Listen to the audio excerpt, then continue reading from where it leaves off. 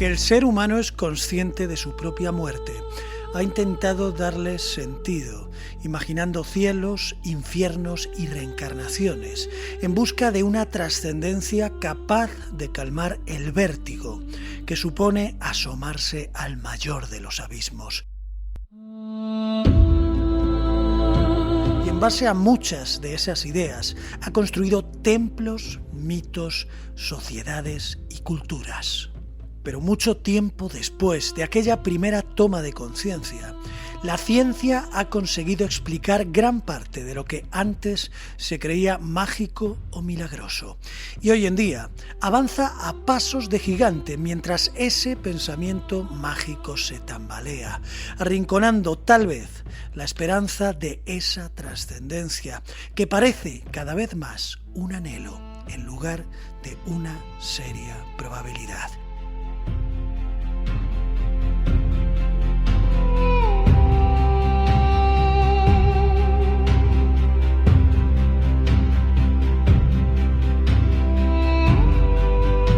Por eso yo les pregunto, ¿es razonable en pleno siglo XXI pensar en la vida después de la muerte?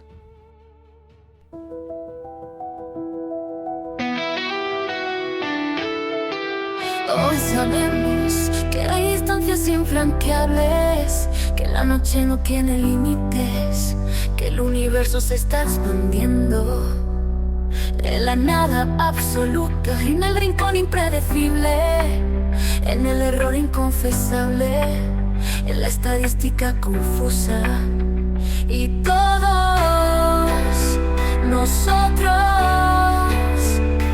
disfrutamos de una vida cuya voz desconocemos. Pues sabemos. Bienvenidos a Soles Lejanos 2.0. Les habla David Minayo desde el lado inmortal de las ondas. No es ningún secreto que la vida después de la muerte está de moda. Hoy en día abundan los vídeos, libros e incluso los programas de televisión que recogen testimonios de experiencias cercanas a la muerte. Nosotros mismos tuvimos en nuestro podcast el interesantísimo testimonio del doctor José Morales del Río, que tuvo una impresionante ECM y que, por cierto, dentro de poco volverá a Soles Lejanos 2.0.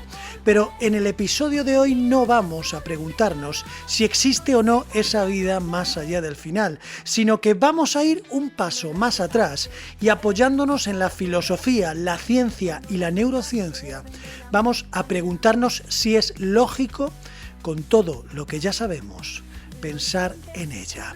Abróchense los cinturones porque nos ponemos en marcha. Desde tiempos remotos, las culturas humanas han buscado diversas formas de dar sentido al mayor de los misterios, la muerte.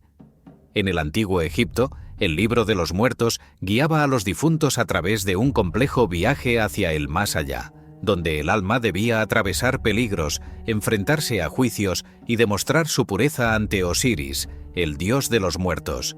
Solo aquellos que eran considerados justos alcanzaban la inmortalidad, mientras los demás eran condenados a la aniquilación eterna.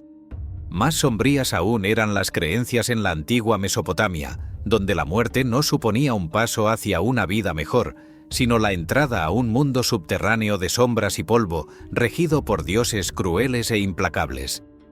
En esa eterna oscuridad, los espíritus vagaban privados de gozo y sin posibilidad de redención. Una visión sumamente oscura que los griegos heredaron y transformaron. Para ellos, el alma viajaba al Hades, donde su destino variaba según sus actos en la vida. Los héroes y virtuosos podían hallar descanso en los campos elíseos, en lugar de la dicha eterna, pero los malvados eran castigados en el Tártaro, una región de sufrimiento y olvido que era muy similar a nuestra idea del infierno, que no murió con ellos, sino que ascendió un peldaño más durante la Roma clásica, cuya cultura estuvo muy influida por la griega. La trascendencia romana no miraba al cielo, sino a la historia. Quien vivía con valor, excelencia y deber podía ganarse un lugar en la memoria colectiva, y eso, para muchos, era más que suficiente. Pero lo que todas estas civilizaciones compartieron, Lo que todas tienen en común, sin duda, es la idea de que la muerte no podía ser el final absoluto. Aunque los caminos se separasen, unos hacia la esperanza y otros hacia la condena, el instinto de sobrevivir a la desaparición física siempre estuvo ahí. Y sigue estando, porque aunque hoy, en la era de los descubrimientos científicos, estas antiguas creencias nos parezcan mitos nacidos del miedo y la necesidad de consuelo, seguimos teniendo la esperanza de que no todo termine con un cuerpo frío y la tumba cerrada. Puede que ya no levantemos pirámides ni recemos a tantos dioses, pero buscamos la inmortalidad en otros altares, en los logros, en la memoria digital, en los hijos, en las obras que dejamos, en las palabras que alguien pueda leer cuando ya no estemos. Y aunque algunos no lo admitan, muchos aún creen que hay algo más allá. Para algunos ese consuelo viene de Dios, del cristianismo, del islam o del judaísmo. Para otros del ciclo del karma y el renacimiento budista, de una energía, de una conciencia o de algo que aún no tiene nombre. Porque el ser humano, por más racional que se proclame, sigue siendo una criatura que no soporta la idea del olvido. Y en esa lucha contra la nada, en esa lucha contra el silencio y la disolución, se esconde uno de nuestros gestos más humanos: soñar con la vida eterna. Aunque distintas en sus dogmas, todas las religiones coinciden en un punto esencial: la vida continúa, de algún modo, más allá del cuerpo. El cristianismo y el islam hablan de un juicio final en el que el alma será recompensada o castigada según su conducta. El judaísmo, con menor énfasis, plantea la existencia de un mundo venidero, reservado a los justos. En cambio, en el hinduismo y el budismo, la muerte es solo un tránsito. El alma, o la conciencia, se reencarna una y otra vez, guiada por el karma, hasta alcanzar la liberación.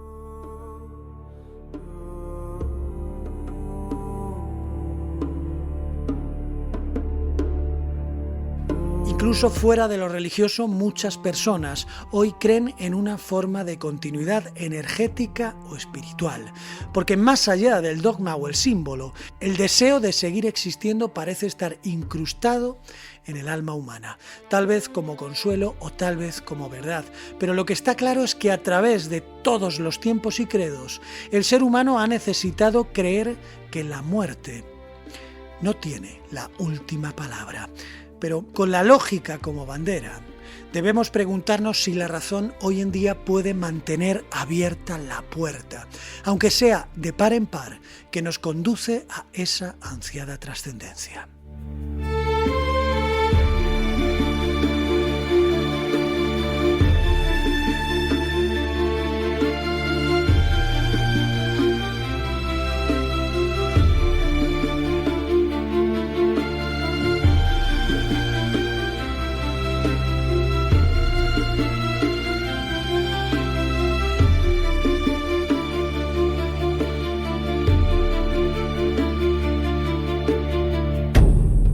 En tiempos modernos, René Descartes introdujo una distinción que marcaría profundamente la historia del pensamiento occidental: la separación entre la res cogitans, la cosa que piensa, y la res extensa, la cosa que ocupa espacio, el cuerpo.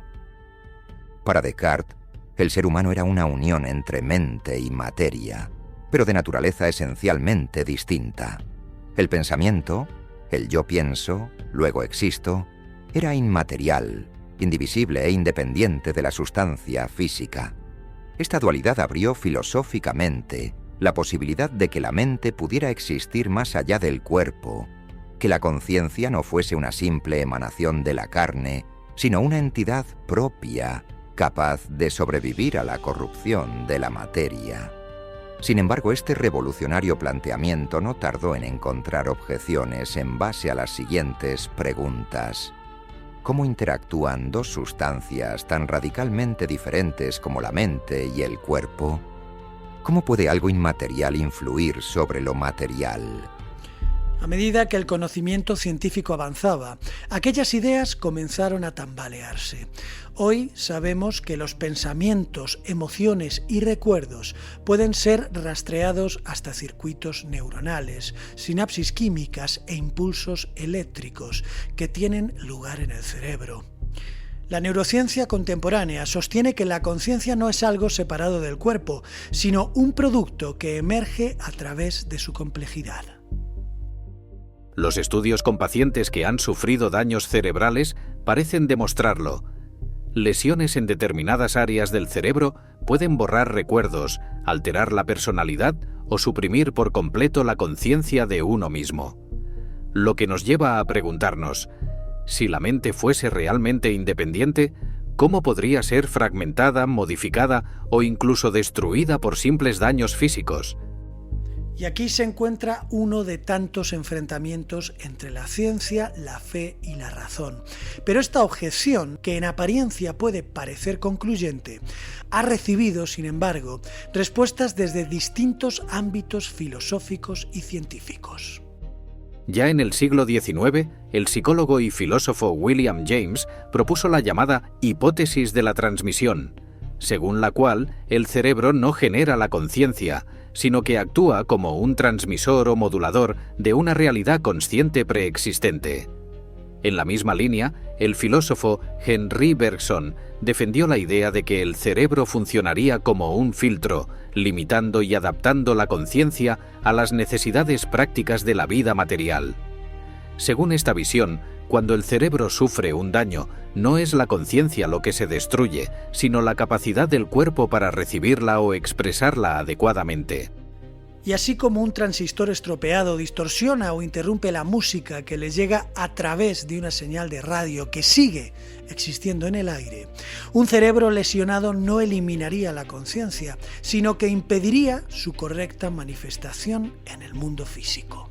Más recientemente, en el ámbito de la neurociencia y la física teórica, la hipótesis OR, desarrollada por el anestesista Stuart Hameroff y el físico Roger Penrose, ha sugerido que la conciencia podría estar vinculada a procesos cuánticos fundamentales en los microtúbulos de las neuronas. De ser cierto, esto supondría que la conciencia no sería una simple función emergente del cerebro, sino un fenómeno arraigado en la estructura misma del universo, independiente en última instancia del soporte biológico. Sin embargo, esta propuesta ha sido ampliamente cuestionada. Físicos como Max Tegmark demostraron que el entorno cálido, húmedo y ruidoso del cerebro haría inviable la existencia de estados cuánticos coherentes durante el tiempo necesario para influir en la conciencia. Aunque sepamos qué áreas del cerebro se activan cuando pensamos o sentimos, seguimos sin comprender cómo surge esa voz interior que todos escuchamos y percibimos como nuestro propio yo. El filósofo australiano David Chalmers formuló en los años 90 el problema duro de la conciencia, que se pregunta cómo es posible que de procesos bioquímicos inconscientes emerja una experiencia consciente.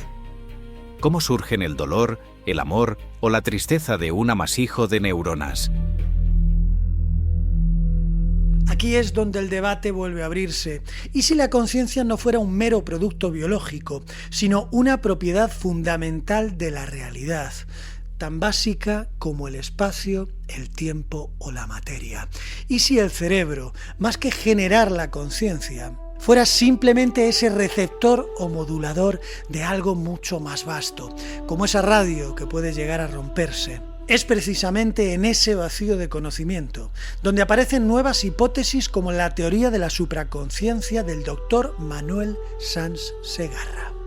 Manuel Sans Segarra, médico y cirujano español que ha dedicado parte de su vida a estudiar las experiencias cercanas a la muerte desde una perspectiva médica y científica, sostiene que la neurociencia actual no puede explicar cómo es posible que algunos pacientes que se encuentran en situación de muerte clínica, es decir, sin latido cardíaco, sin respiración y, en muchos casos, sin actividad cerebral detectable, relaten posteriormente vivencias conscientes, ricas en detalles, coherencia y emociones. Estos testimonios, recogidos en numerosos estudios y también en su propia experiencia clínica, lo llevaron a formular la teoría de la supraconsciencia, una forma de conciencia superior independiente del cerebro físico y capaz de persistir más allá de la muerte biológica.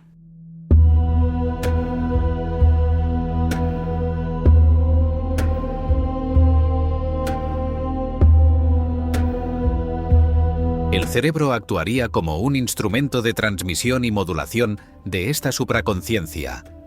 Una idea que ya fue anticipada en otras teorías anteriores, como la hipótesis de la transmisión de William James o la concepción del cerebro como filtro, propuesta por Henri Bergson.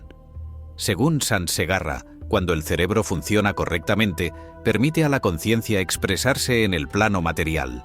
Pero cuando el cerebro se detiene, la conciencia, liberada de su soporte, seguiría existiendo en otro nivel de realidad. Lo interesante de esta teoría es que no se limita a una creencia espiritual o filosófica, sino que busca articular una explicación científica alternativa a los límites actuales de la neurología. No niega el papel del cerebro, pero lo relega a la condición de mediador, no de origen.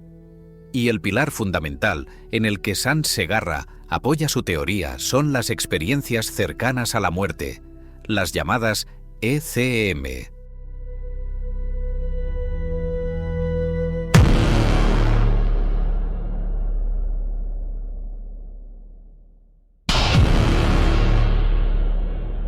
Durante décadas, miles de personas en todo el mundo han descrito vivencias extraordinarias tras haber estado clínicamente muertas.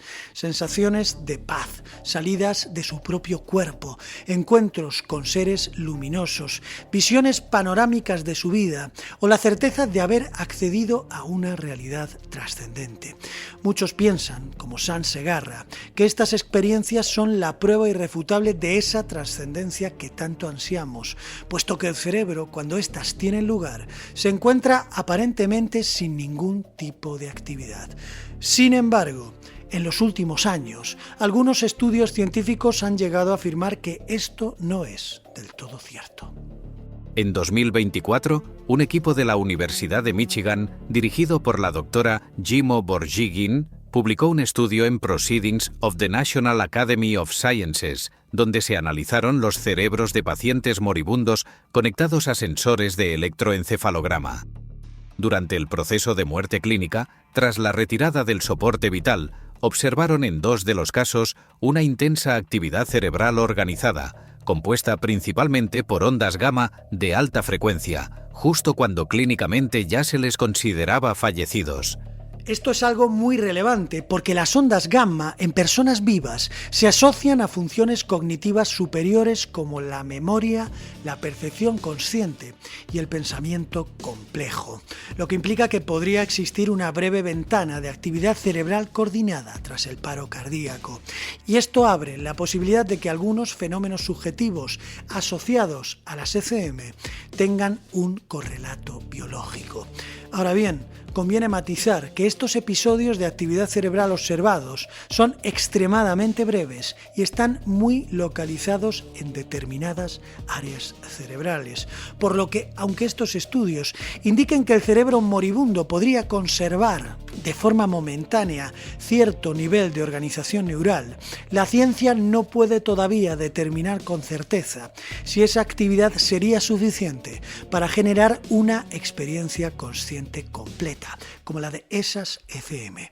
De hecho, muchos testimonios de experiencias cercanas a la muerte describen vivencias de una notable complejidad narrativa, con sensaciones de atemporalidad, encuentros con familiares fallecidos o panorámicas detalladas de su propia vida, relatos que en apariencia irían mucho más allá de lo que cabría esperar de una simple desorganización neural producida en los últimos instantes de actividad biológica.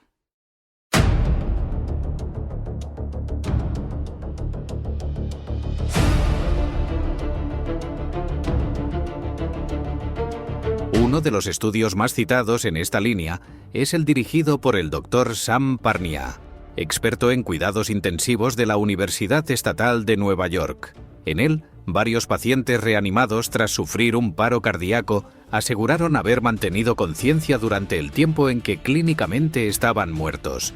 Algunos incluso recordaban conversaciones exactas o describían detalles del entorno que solo podían haber percibido si estuviesen conscientes. Pero del otro lado de la balanza también podemos citar, por ejemplo, algunos estudios experimentales en animales que han revelado fenómenos sorprendentes tras el paro cardíaco. En los primeros 30 segundos después de la interrupción de los latidos del corazón, se llegó a observar un fenómeno conocido como acoplamiento de fases entre diferentes tipos de ondas cerebrales, concretamente entre las ondas gamma, alfa y teta, lo que implica que distintos ritmos de actividad cerebral, que normalmente funcionan de manera relativamente independiente, comienzan a sincronizarse de forma anómala y coordinada, lo que plantea un cambio importante respecto a la concepción tradicional de la muerte como un hecho inmediato y absoluto. Y es que hoy ya no se considera que la muerte sea algo que sucede en un instante concreto y aislado, sino un proceso progresivo en el que la pérdida de oxígeno conduce lentamente a la muerte celular. Pero mientras eso ocurre, algunas funciones cerebrales pueden llegar a resistir durante un tiempo más largo del que se creía. Un ejemplo notable es el experimento realizado en 2019 por un equipo de la Universidad de Yale, donde se logró restaurar parcialmente funciones celulares en cerebros de cerdos 4 horas después de su muerte, utilizando un sistema llamado BrainEggs. Aunque no se produjo conciencia ni actividad eléctrica organizada, el estudio demostró que las células cerebrales podían ser reanimadas mucho tiempo después del cese de la circulación. Pura ciencia ficción hecha realidad, que nos hace pensar que somos máquinas en puro funcionamiento. Pero lo que todos estos hallazgos confirman es que la muerte del cuerpo, y en especial la del cerebro, es un proceso mucho más complejo y gradual de lo que históricamente se pensaba. La ciencia puede registrar impulsos, patrones de ondas o respuestas celulares, pero lo que no puede, al menos por ahora, es saber qué siente o experimenta el individuo en esos momentos. Por tanto, en pleno siglo XXI, seguimos caminando sobre un terreno incierto y mientras no resolvamos el misterio de la conciencia, seguirá siendo legítimo preguntarse si algo dentro de nosotros puede sobrevivir al naufragio definitivo de la materia.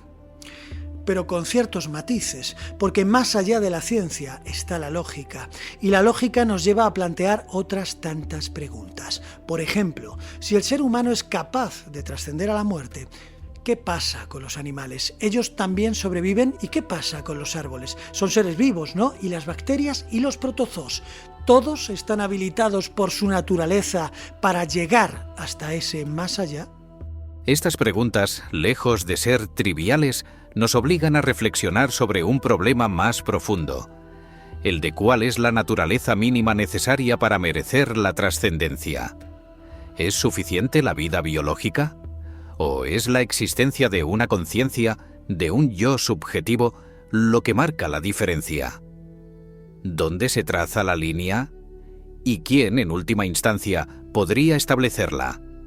Desde la filosofía, Descartes y más tarde Thomas Nagel sostuvieron que la conciencia, la capacidad de tener una experiencia interna del mundo, no es un mero atributo biológico, sino un fenómeno singular y profundamente misterioso. Nagel, en particular, subrayaba que incluso un murciélago posee un ser en sí, una perspectiva subjetiva e irreductible a procesos físicos. Pero desde la ciencia, y más concretamente desde la neurociencia contemporánea, sabemos que la conciencia, al menos como la entendemos en los seres humanos, requiere una organización neurológica de alta complejidad. Procesos de integración de información, como los que describe la teoría de la información integrada de Giulio Tononi, indican que no basta con estar vivo. La conciencia exige un nivel estructural específico que permita la unificación de experiencias en un único marco subjetivo. Por tanto, no toda la vida biológica sería necesariamente portadora de conciencia en un sentido estricto. Las bacterias, los protozoos o las plantas, aunque están vivas, no parecen mostrar a la luz de los conocimientos actuales señales de poseer una conciencia estructurada o un yo interno que pudiera trascender a su existencia material. En cuanto a los animales, el panorama es distinto. Hay indicios cada vez más sólidos de que ciertos mamíferos, aves e incluso cefalópodos poseen formas de conciencia más o menos complejas. La Declaración de Cambridge sobre la conciencia, redactada en 2012, reconoció formalmente que muchos animales no humanos comparten con nosotros substratos neurológicos capaces de generar experiencias conscientes, lo que plantea un escenario en el que la trascendencia, si existiera, podría estar ligada no a la vida biológica en sí misma, sino al fenómeno de la conciencia. Una continuidad no del cuerpo, ni siquiera de la vida orgánica, sino del ser consciente. Allí donde haya un yo, podría haber también una posibilidad de persistir.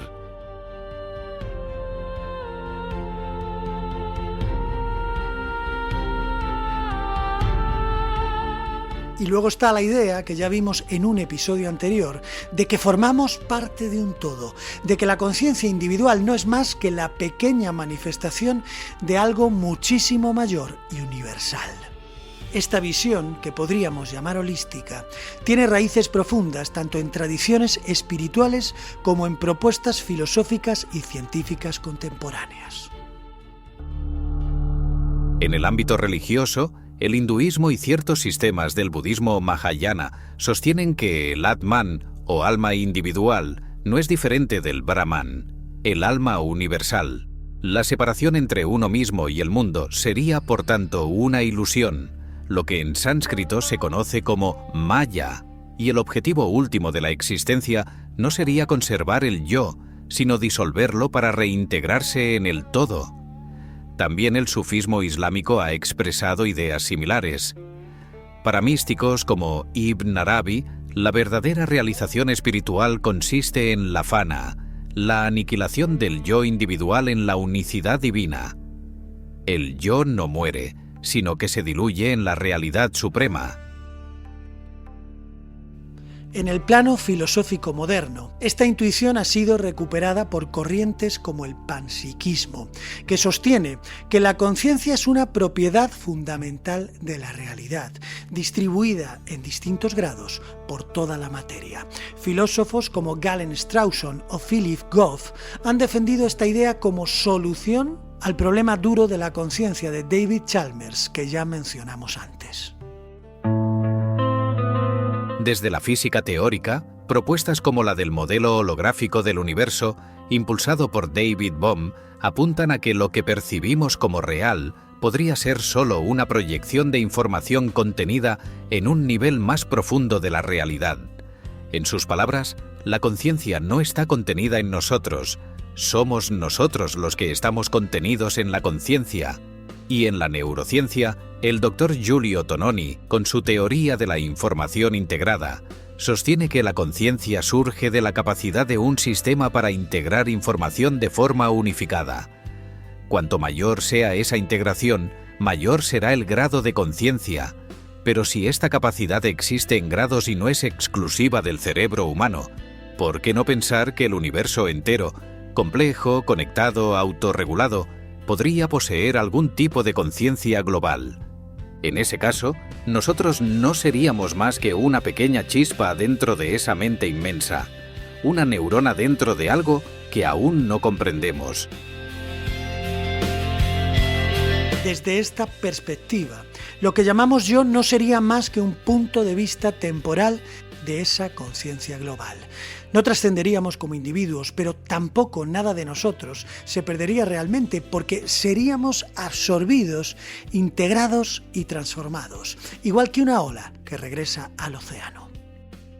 Una idea que no promete una vida después de la muerte, pero sí una permanencia sin ego.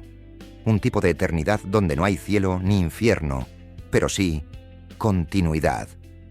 Porque tal vez, como decía Alan Watts, nacemos del universo, no en él. Y por eso morir no es el fin de nosotros, sino el regreso a lo que siempre fuimos.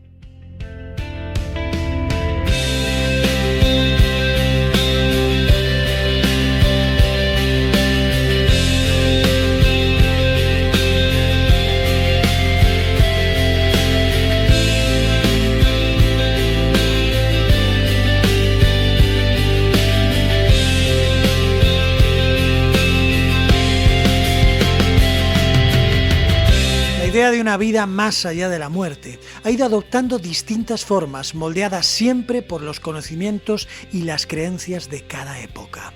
Y del mismo modo que hoy podemos refutar el infierno mesopotámico o los juicios de Osiris como meras fantasías, es probable que la concepción contemporánea de la trascendencia también pueda ser refutada algún día por la ciencia futura. Pero también es posible que siempre quede un pequeño rincón, un resquicio inaccesible, donde la ciencia no logre entrar. Y ahí es donde de algún modo Dios o la idea que cada uno tenemos de la trascendencia siga en pie, aunque esté escondida, aunque estén agazapados como un fantasma que aguarda pacientemente para contarnos su propia verdad. Nunca olviden que miles de soles lejanos no disipan la noche. Les espero en el próximo programa. Hasta pronto.